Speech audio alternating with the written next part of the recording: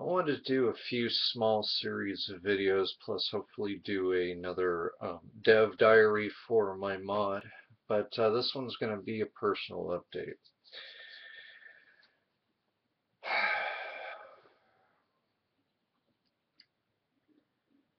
This has been a harder experience than I think most people could realize, not just because this might possibly involve circumcision of my 11-year-old son, but something that outside of absolute medical necessity, I do not believe in circumcision. Full stop. And I have backing, I have reasoning, I have medical stuff that has gone on to back me up on that, but that's a whole nother series that I'm trying to script out for the sexual futurist, as well as to do more in-depth videos on my own channel so that I could say on those videos, well, if you would like more information on this section, check my video links.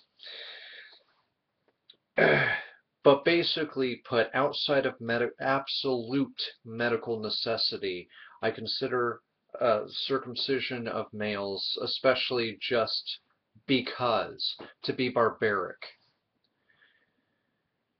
But I've had to come to grips with a shit ton of stuff the last few days, and it's cost me modeling time on my mod and all this other shit, because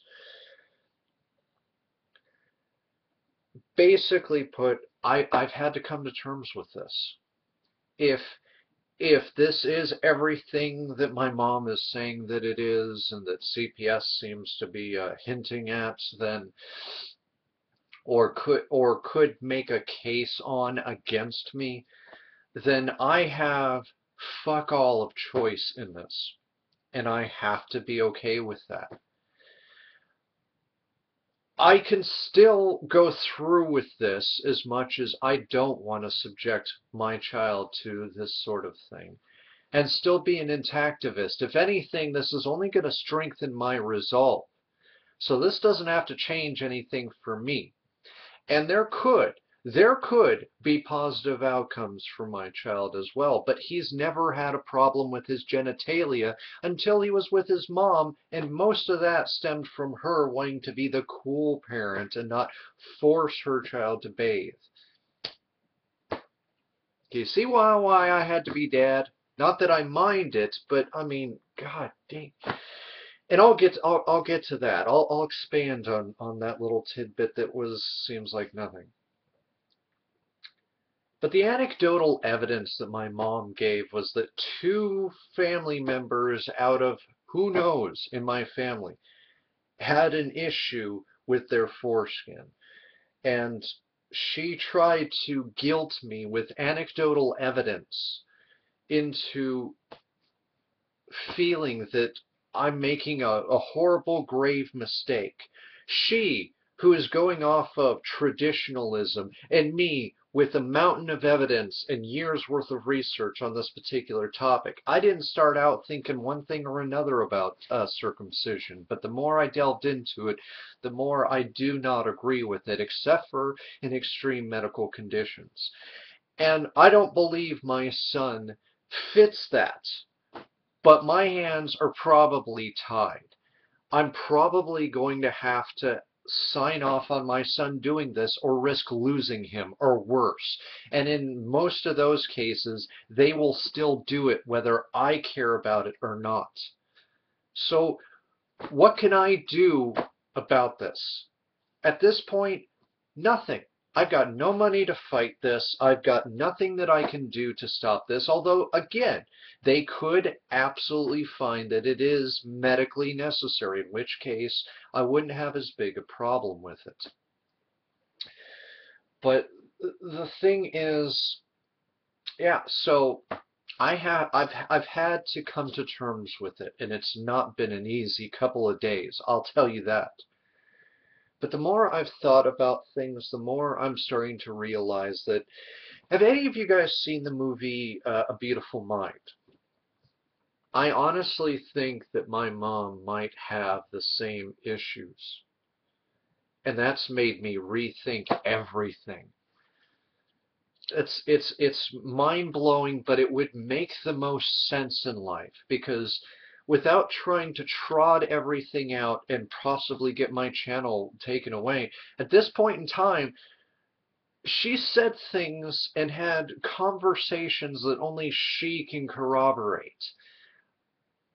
Things that are very in line with a beautiful mind's situations there. And that's all I'm going to say. And I question most of the stuff that she's ever said. Because to be honest with you, building on what I talked about how I really feel strongly that a lot of my anxiety comes from her because she's a worrywart about everything, is that she might be manifesting her her fears into something that is to her very real. Now, for the most part, it's not hurting anybody, but I'm wondering half the things that she's told me in her life, if they're even real. But okay, so I've come to grips with this situation because that's all I can do. I have no options here. I have no ability to do anything other than to accept it. And so as the adult, whether I'm being forced or what have you, I got no choice. And I have to be the adult in this situation because I'm the dad. So I'm moving on with that knowledge, but I'm also re-examining most of my life when it comes to my mom. Now, that does not mean that the situations that I talked about having experiences with poltergeists, or at least what I consider poltergeist, because I have no idea how to classify the phenomena that was 8 years of my life in one particular house. And I'm sure there'll still be people who come at me and just say, well, I don't have anything, but you must have misinterpreted natural phenomena. And myself, I don't really care. I don't care if ghosts are real or are fake. I don't really care if poltergeists are not somehow plausible, although with uh, quantum physics there is some plausibility to it. But I digress. I don't personally care. I don't care that the ghost hunter shows are faked most of the time. A lot of times they're scripted. Most of the people doing the investigations have no belief in ghosts. Do not, if you don't believe me, go check out James Randi Foundation's channel on this particular topic. In particular, a video called How Not to Be a Paranormal Investigator. And by the way, despite my experiences that I know I had, I still believe very firmly in what these people said at this topic here. But I digress. I'm getting off on a tangent. The other thing that I've come to start thinking is I'm seriously having a crisis of faith, as it were. Not that I'm a man of faith, but I really don't like antinatalism. But you know what? Given the shit I'm having to go through, luckily there's nobody here, so I can be a little bit more loose with my tongue here. If this is my son's fate, if I can be forced to do things to my child against my will, or force having him taken from me, or having my medical advocacy revoked, or on and on and on, and he can be forced to undergo something that I don't seriously want to put him through. Because I've heard how the procedure is done even when you're older. As much as I love him, and I do love my son, I'm starting to feel like maybe antinatalists have a little something there. That considering all the shit that he's had to go through with his mom, considering how much it complicates my life in getting myself together as a person in terms of school and everything else, and his schooling, and the fact that our educational system in this country is shit, and considering what he may have to go through and I have to grin and bear it.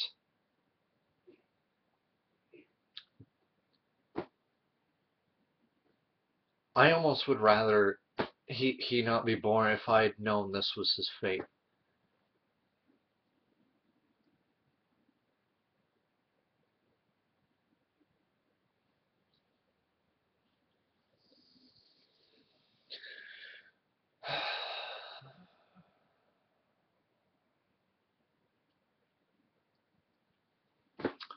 So yeah, that's kind of where I'm resting right now for those few of you who actually care. The situations aren't right, but they are what they are. I have no control. I have no power in this fight. And so I've had to come to a point of just acceptance, because there's nothing else I've got. There's literally nothing else I have in this. And now I've got so many other things I'm juggling here, and I have not slept very well the last few days, in case you can't tell. So this is me just updating you guys, and I'm going to just move forward with other shit, and then today I'm going to do a few short broadcasts. I'm not going to get to the military rape thing. I know I sound like a broken record, but damn it, I just don't have the time right now to give it to it. And with this other shit that's going on around me, so it is what it is. Take it for what it is. I'm sure my enemies will be applauding, and my well-wishers will not be so pleased with things, but this is where I'm at right now on my journey.